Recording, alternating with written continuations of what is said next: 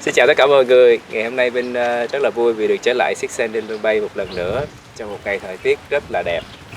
Vinh hân hạnh là một trong những người đầu tiên được trải nghiệm hoạt động mới này mà Vinh sắp sửa giới thiệu đến tất cả mọi người, rất là hay và ý nghĩa. Để hiểu rõ hơn về chương trình này thì các bạn cùng gặp anh Hùng, là chuyên viên môi trường ở tại Six Sense Sân Bay. Xin chào anh Vinh, xin chào mọi người. Thì cái chương trình của mình đó là chương trình cấy ghép san hô. Tức là xuất phát từ cái bối cảnh là năm 2017 thì có một cơn bão đang gây đổ bộ vào thành phố Nha Trang và đã gây thiệt hại rất lớn đến cái san hô tại khu nghỉ của mình. Vì vậy nên là xuất phát từ cái niềm mong muốn là muốn cải tạo và phục hồi rạn san hô đã có. Thì cái chương trình này mình sẽ mục đích đó là tăng cường cái độ phủ của rạn san hô bằng cách là mình cung cấp một cái vật nền phù hợp để san hô từ đó có thể bám vào và phát triển, góp phần cải thiện sự đa dạng sinh học của rạn san hô khu vực Six Sense Sân Bay. Quả thật là anh Hùng nói rất là chi tiết và Vinh ngày hôm nay như là được học hỏi thêm. Bởi vì là một người đi du lịch thì thực sự Vinh rất là yêu thích san hô và rất là muốn là mình có nhiều cái cơ hội để ngắm những cái rặng san hô rất là đẹp và sống động. Nhưng mà hầu hết là khắp nơi hiện tại thì san hô mình thấy đều là san hô chết rồi. Thì ngày hôm nay thì hai anh em mình sẽ cùng lặn xuống nước để mà cấy ghép san hô và trồng san hô ngay tại dưới nước, một cái hoạt động rất là hay ở tại Six Sense Sân Bay.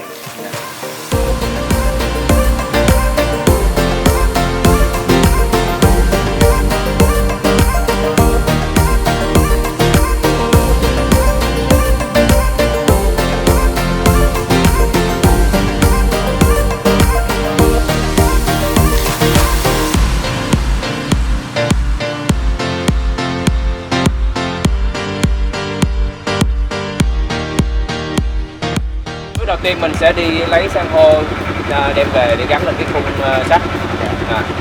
Thì để thực hiện công đoạn này thì chúng ta sẽ đi tàu đến cái vị trí mà san hô bố mẹ còn tình trạng khỏe mạnh và chúng ta sẽ dùng cái dụng cụ sau để thu hoạch san hô. Thứ nhất đó là cái găng tay, vì san hô là một loài vật sinh vật biển rất là mỏng manh nên là chúng ta phải dùng găng tay.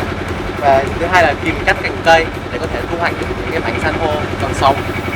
Và sau khi thu hoạch xong thì chúng ta sẽ bỏ những cái mảnh san hô vào cái sọt nhựa này và chúng ta dùng một cái bộ máy xúc khí khi chúng ta mang, để đảm bảo rằng là khi chúng ta mang san hô từ dưới nước lên thì san hô cũng có thể sống được để cung cấp oxy. Như vậy là mọi người khi trải nghiệm cái hoạt động này mình có thể đi từ bước 1, bước 2, bước 3, tất cả các bước mình đều tham gia hết từ đầu cho tới cuối.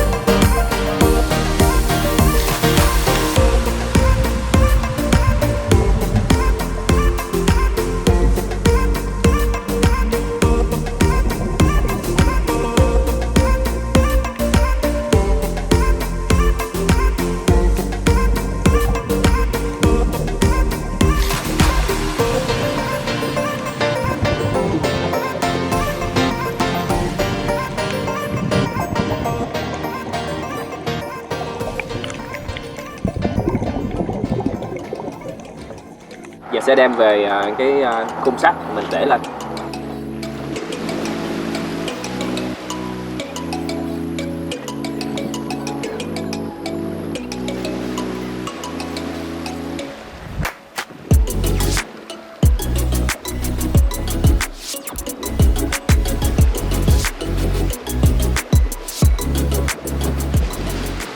Tiếp sau đây Vinh sẽ gắn những cái mẫu san hô lên trên khung sắt này.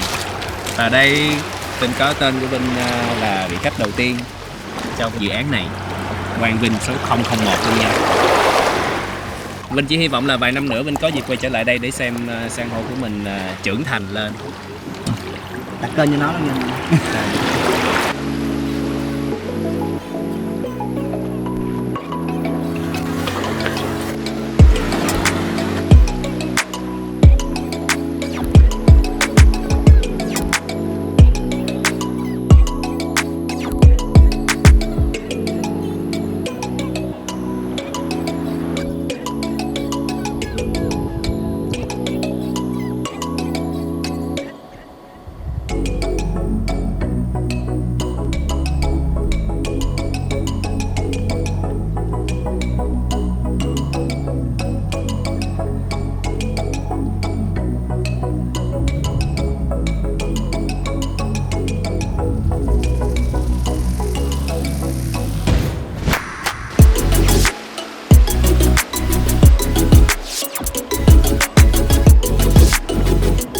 Vậy là Vinh đã hoàn thành nhiệm vụ của mình rồi.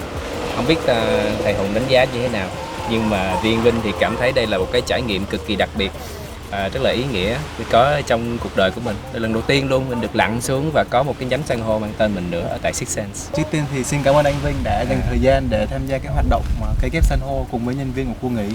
Thì cái hoạt động này thì nó là một trong những cái hoạt động mang ý nghĩa lâu dài để góp phần phục hồi cũng như là cải tạo đàn san hô ở khu vực Six Senses Ninh Vân Bay.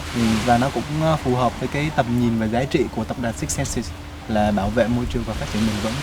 Quả thật là chưa có đi cái khu nghỉ dưỡng nào mà anh Vinh cảm thấy là mình vừa được nghỉ ngơi và bên cạnh đó mình lại có một cái hoạt động hay và ý nghĩa như vậy. Vinh hy vọng là mọi người cũng sẽ thích cái ý tưởng này và cũng sẽ đến đây và trải nghiệm như Vinh. Mình cái cách thức thì mọi người cũng thấy rồi đó. Bước 1 mình sẽ thu hoạch san hô. Bước 2 mình cấy ghép vào trong khung sắt. Bước thứ 3 mình thả xuống biển. Sau đó thì không biết là anh Vinh về nhà rồi thì nhiều khi nhớ tới cái cây san hô của mình, không biết nó sinh trưởng như thế nào thì làm sao? Thì thông thường thì thời gian để san hô cần để phát triển thì tầm khoảng 2 tháng là san hô có thể phát triển tầm từ 10 cho đến 15 mm. Và ở bên đội ngũ của Six Senses sẽ có những các bạn chuyên viên đi xuống biển để kiểm tra tình trạng của cái khung sắt của mình cũng như là bảo trì để đảm bảo cho san hô trong tình trạng phát triển tốt nhất. Tức là anh Vinh ở nhà nhưng mà vẫn sẽ biết được những cái thông tin về san hô của mình đã tăng trưởng tới đâu, đúng không? Sẽ cập nhật qua hình ảnh, sẽ cập nhật qua hình ảnh, qua email, đúng rồi, chẳng hạn. Như các bạn cũng đã thấy, đó là cái toàn bộ cái quá trình và cái trải nghiệm của Vinh ở tại Six Senses Ninh Vân Bay. Mọi người đã biết Vinh yêu mến Six Senses Ninh Vân Bay, Vinh đến đây rất là nhiều lần rồi. Bây giờ có thêm cái hoạt động cây san hô của Vinh nữa, Vinh tin chắc là một cái tương lai sắp tới Vinh sẽ trở lại đây nhiều lần để thăm Six Senses và thăm cây san hô của mình. Và hẹn gặp lại mọi người tại khu nghỉ mát Six Senses Ninh Vân Bay để có những trải nghiệm với việc trồng san hô tại đây. Chào tạm biệt. Tạm biệt.